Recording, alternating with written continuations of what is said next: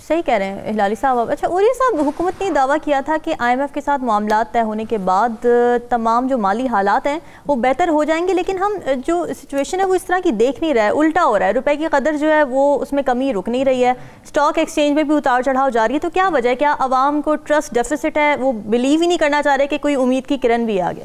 دیکھیں جس وقت آپ کی ساری پالیسیز صرف اس بات پہ ہوں کہ باہر سے پیسہ آئے گا اور وہ ہم آ کے پیسہ لے کے آئیں گے تو پھر ہم اس کے بعد آ کے یہاں پر ٹھیک خرچ کریں گے تو پھر یہی ہوگا.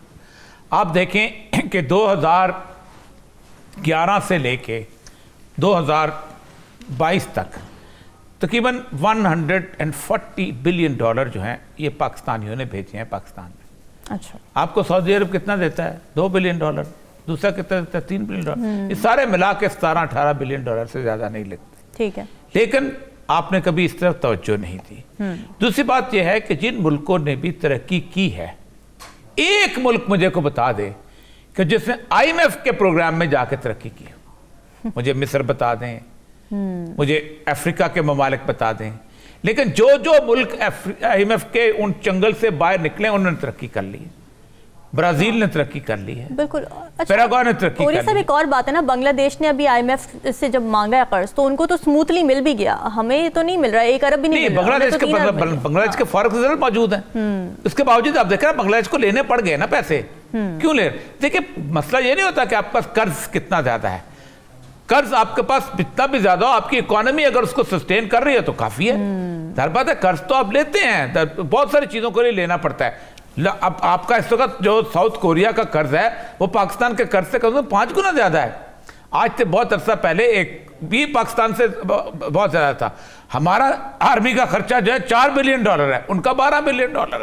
مسئلہ یہ ہے کہ آپ اکانومی سٹرینتھ کرو تو جو مرضی کرتے رہو. بالکل. آپ کا مسئلہ یہ ہے کہ پاکستان میں جو چور لگے ہوئے ہیں نا اس اکانومی کے اندر, اس اکانومی کو کھانے والے جو چوہے ہیں وہ بہت خوفناک ہیں. آپ کا جہاں سے منی لانڈرنگ اتنی زیادہ ہوتی ہے کہ آپ اس کا سوچ نہیں سکتے. آپ کی جہاں کرپٹ منی یہاں سے باہر جتنی جاتی ہے آپ سوچ نہیں سکتے. آپ سوچ سکتے ہیں کہ پاکستان کے اندر جو سرمایہ دار بیٹھا ہوا ہے اس کے پاس لاکھوں کیا کروڑوں کیا اربوں روپیہ ہے. آپ ان کی گاڑیاں دیکھیں, ان کے گھر دیکھیں, ان کی ریگولر انکم دیکھیں. وہ جو شبر زادی کہتا ہے کہ صرف اس بات پہ ٹیکس لگا سکتے ہیں آپ کہ بھائی میں نے اس دفعہ پاکستان کی ایئر لائنز کے ٹکٹ دیکھے اور تم سال کے اندر کم از کم ہر مہینے 3 دفعہ باہر گئے ہو, تو بھائی 3 دفعہ باہر گئے ٹکٹ تو تم نے لیا ہے, کہاں سے لیا ہے؟ چوری کرتے ہو, ڈاکہ کرتے ہو, کیا کرتے ہو؟ اس نے باقاعدہ ٹریکنگ سسٹم کا انٹروڈیوس کیا تھا, نہیں ہونے دیا گیا. سٹرونگ یہ نہیں جب تک آپ کرتے. IMF میں کہتا ہوں منو سلوہ اترنا شروع ہو جائے نا اس قوم پہ تو یہ کچھ نہیں کرے گی, یہ اس میں کرپشن کرے گی. ایسے ہی ریفارمز کی بہت زیادہ ضرورت ہے. ناظرین ڈسکشن کا سلسلہ جاری ہے, وقت ایک بریک کا. پاکستان اور روس میں روسی کروڈ آئل پروڈکٹس کی سپلائی کے لیے معاہدے پر دستخط کے 1 ہفتے بعد روسی وزیر خارجہ نے ماسکو میں اپنے پاکستانی ہم منصب کے ساتھ مشترکہ پریس کانفرنس میں یہ یقین دہانی کرائی ہے کہ روس پاکستان کی توانائی کی ضروریات پوری کرنے کے لیے مکمل تعاون کرے گا. دوسری جانب ایران نے پاکستان سے یہ کہا ہے کہ وہ Iran Pakistan gas pipeline کا اپنا حصہ فروری-مارچ 2024 تک مکمل کرے, بصورت دیگر $18 بلین پینلٹی کے لیے تیار رہے.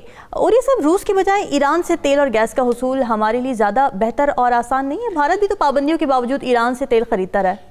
دیکھیں میں کئی دفعہ ان کے ساتھ بارڈر میٹنگز میں اور ویسے بھی مختلف جگہوں پہ ان کے ساتھ نیگوسیشن میں شامل رہا ہوں. اچھا, میں جب چاغی میں ہوتا تھا یا میں ایران میں پوسٹڈ تھا تو وہ کہتے تھے کہ آپ ہمارے ساتھ ٹریڈ شروع کرو, ایٹ لیسٹ ہماری 4-5 مختلف جگہ تمپ ہے, گرگ کراوک ہے, تفتان ہے, یہاں پر بارڈر مارکیٹس بنا لو, اور تاکہ ہم اس میں ایک لوکل کرنسی کے اندر ہم اس کا کاروبار شروع کریں اور آپ کو بھی مسئلہ نہ ہو, ہمیں مسئلہ نہ ہو. وہ کہتے ہیں ہم برازیل سے چاول منگاتے ہیں, ہم آپ سے کیوں نہیں لے سکتے؟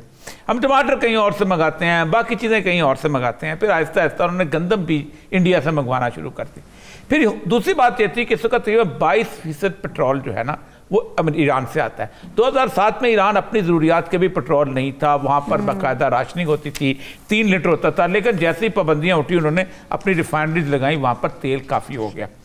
اب اگر آپ یہ 22% جو پیٹرول آ رہا ہے، جو آپ وہاں جائیں تو لائن لگی ہوتی ہے، کوئی گڑا گاڑی پہ لا رہا ہے، کوئی موٹر سائیکل پہ لا رہا ہے، کوئی اور کسی اور چیز پہ لا رہا ہے، وہیکل میں لا رہا ہے، اور وہ جہاں تقسیم ہو رہا ہے، اور آپ اندازہ کریں کہ سندھ کے انٹیریئر تک وہ چیزیں جاتی ہیں اور پیٹرول پمپوں میں استعمال ہوتا ہے. اور آپ خود سوچیں کہ وہ پیٹرول اور پاکستان کے پیٹرول کے درمیان 100 روپے کا فرق ہے، بلکہ کسی جگہ 125 روپے کا فرق ہے.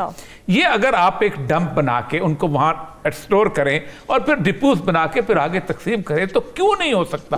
اور کچھ نہیں تو آپ کم از کم اور اس کو کسی جگہ آپ صورتحال بہتر بنا سکتے ہیں اپنی. لیکن مسئلہ سر یہ ہے کہ سمگلرز اس میں سے کما رہے ہیں. ہماری جو اس کے اوپر جو فورسز لگی ہوئی ہیں، کسٹمز کی، دوسری چیزیں، وہ پیسے کما رہے ہیں، پیٹرول پمپ والے پیسے کما رہے ہیں، ناجائز ہم کمائے جا رہے ہیں، لیکن ہم نے یہ کام نہیں کرنا. یہ جو پائپ لائن کا تعلق ہے، ہم نے آپ اندازہ کریں، ہم ایسے عجیب و غریب لوگ ہیں کہ وہاں پر ایران نے روڈ بنانی تھی دال بندین تک.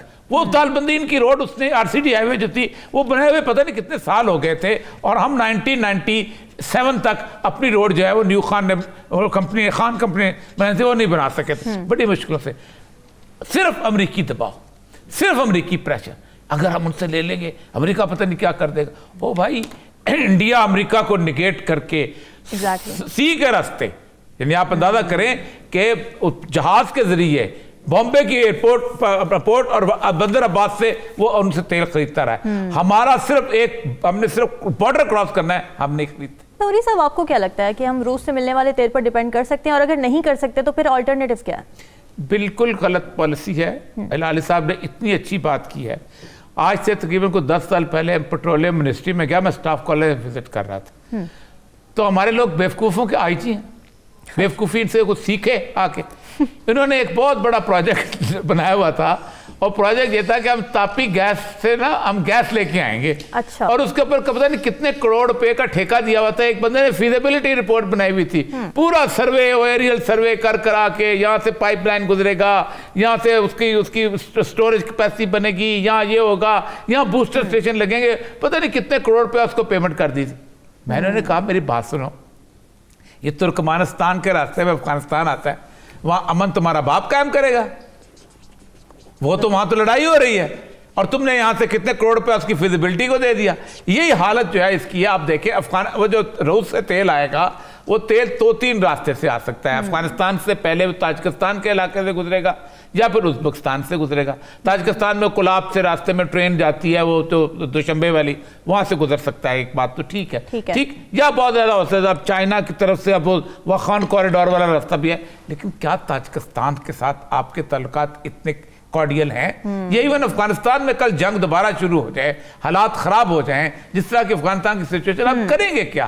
تو بہترین طریقہ تھا آپ ایران کے ساتھ معاہدہ کرتے. بالکل ٹھیک ہے، بڑا امپورٹنٹ پوائنٹ دیا آپ نے. ڈسکشن آپ نے سلی. کل مزید اہم موضوعات کے ساتھ ہمیں دیجیے اجازت. اللہ حافظ.